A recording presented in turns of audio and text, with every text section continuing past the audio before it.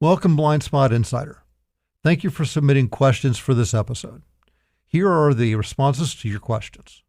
So the first question that we have is, when I was in a corporate job, we used interns for 3 months in the summers, and I want to use them in my growing business. I now see that there's much more to it than just calling HR. How do I best leverage an intern for summer or for shorter term projects when I feel it might distract me from my normal business activities? Yeah, that's a great question. I think leveraging an intern really, I do quarterly reviews. A lot of people do monthly reviews, quarterly reviews. I try to think through in those quarterlies, what kind of work I'm going to need done to help me reach my business big goals, right? Competitive analysis might be a good example. I don't have time to go after and look at everything organically online. So I try to think of specific things that I'm going to try to do. And honestly, as a business owner, the things that I don't want to do that I know will be valuable to a student. And once I have those in my head, then, the reason I say that is a lot of people skip that. They know they need help, but they don't spend the hour or two. It doesn't take long to whiteboard it out and just say, this is the stuff I just want to give away to somebody. And even that minimal starting point is great, because you start to identify characteristics of the work. Is it creative? Is it online research? Is it engineering? What kind of person am I looking for? And you don't have to go all the way to a job description by any means, but starting there can be the best starting point to think about how to leverage an intern. And it will also inform where you go to find them, how you want to manage them. And so when the person asked about distracting me, that's when I think about the management part. If I don't have clarity up front, that the monitoring management, the intermediate, that's very distracting. And that's what I want to try to avoid. So I encourage people to spend, and it's really an hour or two up front, just as part of planning, like, what don't I want to do, but what has to happen for me to reach my sales goals, my marketing goals. And that's a lot easier for me to get my head around than I need a job description for an intern. But it's a good starting point that then you can take and actually, with an HR partner or a little bit of effort in the beginning, start to articulate the kind of person you're looking for. So, by the way, that's not my advice. Somebody gave me that advice when I was looking for interns and freelancers, and I think that was good advice. Easier for me to do. Well, certainly interns are wanting to get their feet wet and jump in. And I Yeah. get that, because everybody started somewhere. And so this is really an opportunity to pay forward. Mm-hmm. So, the second question is, how do we successfully vet the freelance talent that we're looking for? Yeah, that is a question that I think is imperative that people think about. There's so much opportunity to get freelance workers, whether it's through Indeed, Upwork, monster.com, or post it. You can find people anywhere. So even in some of the resumes, when we were doing user research, hundreds of thousands of resumes for some of these, right? So there's no shortage of people who believe they're talented enough. I think having just a few criteria to shorten, the talent that you're vetting is really important. I think communication style is one. Availability is another. You want people that are available when you want them to be. And it doesn't have to be business hours. Some people don't require that, but knowing and understanding availability and the communication style and pattern are two big things. Fit is the other. Somebody that's going to fit inherently, meaning I like, when I hire people, to have someone that's adaptable, but also really driven towards the goal and can problem solve on their own. Some folks don't want people to solve problems on their own. They want those flagged. So fit around what happens when a hiccup comes up. How do you handle it is a big deal. It's the number one question I ask my student freelancers, because then I get a sense of how this is going to play out. And of course, the last one is, do they have a foundation of the skills, or can they grow into what I need done? What I find is people usually start with that. And I don't, because I think when I'm hiring a freelancer, in some capacities, I don't need somebody who has to have a degree in engineering to do it. Now, if I did, I might put fit first, but for a majority of us, the other categories, communication style, fit, as well as the skills, are equally important. Well, great. Let's see. This next one is kind of, what's the process? Do I pay interns up front? If I have a company like yours, do I pay that up front? Do I need deliverables and a timeline? How can I keep a process favorable to my business? This is a big one. Having learned this lesson painfully through when I worked at Pearson, I lost money learning how to freelance. And so I tell people, whether you're working with us or someone else, really understand their process. Make sure it's documented.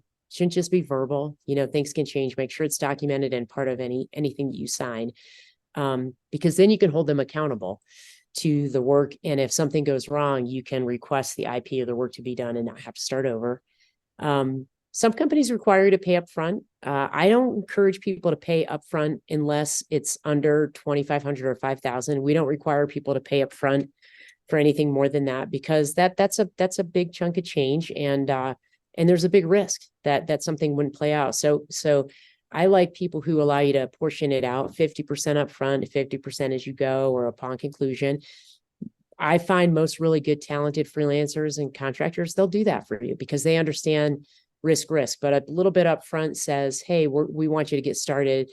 And a little bit on the back end or along the way is more than appropriate. So if someone didn't offer that, I probably wouldn't hire them as a freelancer.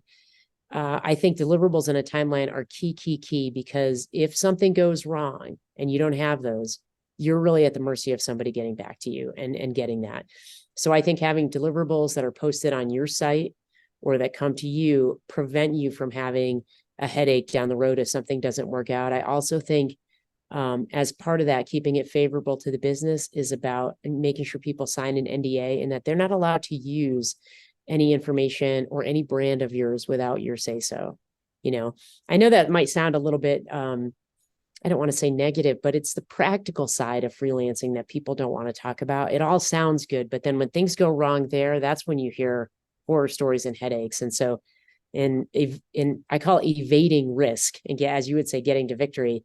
Take care of that process up front, and it'll take care of you on the backside. Very good. And then our last question seems kind of fundamental. Why students? Do they have the skills that I'm going to need for the projects? Listen, I have my big vision on a lot of this is to pay it forward to students. And I wish I had this when I was a student. I wish somebody took care in hiring me and helping me not only gain skills, but gain confidence, self-management, self-awareness. There's other components to developing into a good worker. In addition to the skills, students actually have more skills than we think. You and I are not digital natives. They are. And they've had to get through school remotely, online, doing online research, doing advocating for themselves, doing email outreach. A lot of the tasks that are assigned in entry-level work, students are doing just to get through school. And I think what we've done is translate those tasks from school activities to entry-level work activities. And that has brought visibility for students to understand how this can pertain to other industries, not just an industry or one particular company that they might work for. I tell people I happened to work for a big company when I got out of school, and I don't know that I would have stayed at a corporate job. I might have started at a startup and had a different path. So some of this is just, helping students get some visibility while you're getting your work done. And the fact is, if they're getting through school, they're managing their time. They know what success looks like. They're advocating for themselves. I mean, one thing in COVID that came up is students, I feel, particularly my own kids, they had to learn to advocate for themselves because faculty were learning how to balance online learning, right? This was new to all of us. And so when you talk about a remote workforce or hybrid, that's a big characteristic. And, students have more of it. We have in our world, we have a 99% satisfaction rate on both sides. And I think that comes from clarity and also that there's a professional growth plus the skills associated with having this work out for both parties. Well, very good. The other thing, as you were talking, people are going to think, well, why can't I just use ChatGPT? And there is something to be said, okay, that can give you a head start, but that's not everything. That's not really thought through. It's not always accurate, and it's sometimes biased. Yeah. So what are your thoughts? Yeah, I have a lot of thoughts on ChatGPT, especially because I came from intellectual property industry where, ChatGPT is as good as the information that it has to pull from, so there's some inherent risk with AI. My take on ChatGPT and AI in general is that part of it's fact, part of it's fiction. It's definitely a part of our world. It's not going away. We will learn more every year. And in 6 years, it could look very different than what it looks like right now. And so what I try to encourage people with AI, we use AI tools for efficiencies. And I do that for two reasons. One is I want to understand the efficiencies we can gain. I want to understand where I need the human contact, to get what I need. So a good example of that would be web scraping. Chat GPT and AI tools do a lot of scraping of information from the internet to aggregate it for people.